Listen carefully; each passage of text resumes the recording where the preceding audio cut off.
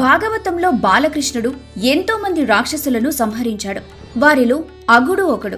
ఒకసారి బలరామకృష్ణులు స్నేహితులతో కలిసి ఒక ఉద్యానవనంలో ఆటలాడుకుంటున్నారు. అలా పిల్లలందరూ ఆటపాటల్లో మునిగి ఉన్నప్పుడు అగుడు అనే రాక్షసుడొకడు అక్కడికొచ్చాడు. అతను కంసుని దగ్గర పనిచేస్తాడు.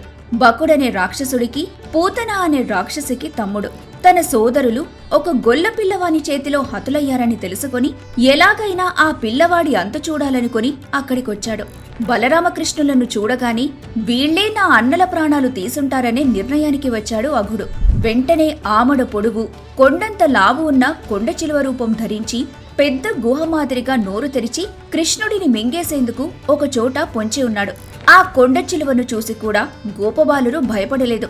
మన కృష్ణయ్య ఉండగా మనకేం భయమనుకొని దాని దగ్గరకు వెళ్లారు. బిలం మాదిరిగా ఉన్న దాని నోట్లోకి ఒక్కొక్కరే నడిచి వెళ్లారు.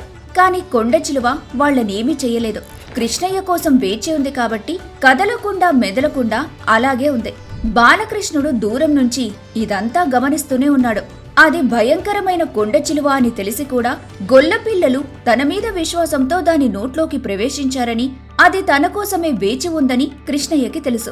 తన స్నేహితులకు చెడు కలగకుండా, కొండ చిలువ కోరిక నెరవేరకుండా ఉండే ఉపాయం ఏమిటా అని ఒక్క క్షణం ఆలోచించాడు.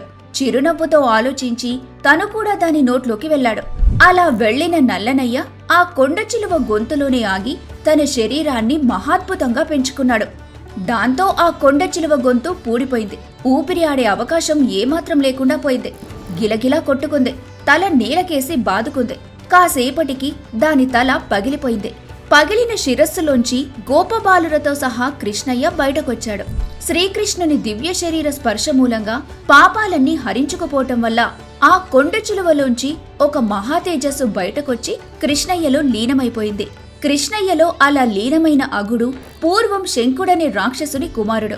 అగుని బలసంపద అమోఘంగా ఉండేది. దానికి తోడు అతని రూపలావణ్యాలు, యవ్వనం అతన్ని గర్విష్ఠిగా తయారు చేశాయి. అతనొకసారి మలయాద్రి మీద తపస్సు చేసుకుంటున్న అష్టవక్రుణ్ణి చూశాడు. వంకర టింకరగా ఉన్న ఆయన్ను చూసి అపహాస్యం చేశాడు.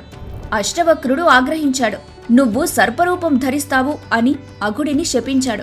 అగుడు తన తప్పు తెలుసుకొని అష్టవక్రుడి పాదాల మీద పడ్డాడు. పశ్చాత్తప్తుడైన అగుని చూసి జాలిపడి, శ్రీకృష్ణుడు ఎప్పుడు నీలో ప్రవేశిస్తాడో అప్పుడు నీకు శాప విముక్తి కలుగుతుందని చెప్పాడు అష్టవక్రుడు.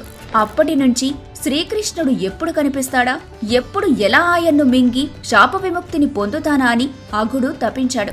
కాలక్రమేణా అతను బృందావనం చేరుకొని శ్రీకృష్ణుని అనుగ్రహం ద్వారా శాప విముక్తి పొందాడు. సర్వం శ్రీకృష్ణార్పణమస్తు. కృష్ణం వందే జగద్గురు.